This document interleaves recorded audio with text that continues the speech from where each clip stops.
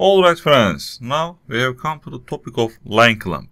In the past, we used to control this using plain CSS classes. Honestly, it was a little bit challenging. Before, you had to search on Stack Overflow to figure it out. So what's the problem here? Let's say div, and then I have just one p tag. Okay. And then I come here, I need long lorem text. That's why I say lorem, and then I save it.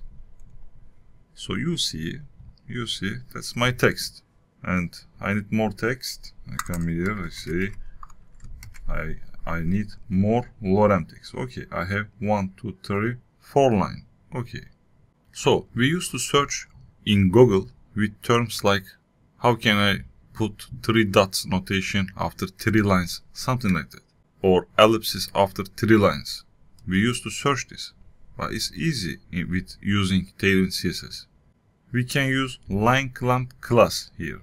Line clamp class. So, what gives us? After the line clamp, we give number. As you see, if I write 3, line clamp 3, it gives WebKit line clamp 3. So it puts 3 dot notation after 3 lines.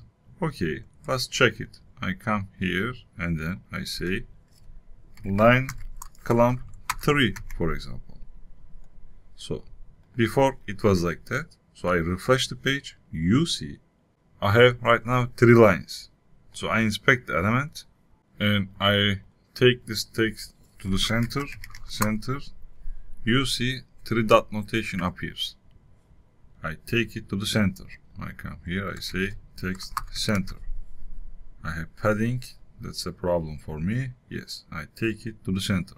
If I want to put 3 dot notation to second line, I will give line clamp 2.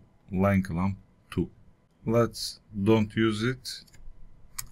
And then I need more text. I come here, I say I put one more lorem. And then you see 3 dot here. We increase letter spacing, line height. So I remove this. So after that you see 3 dot notation.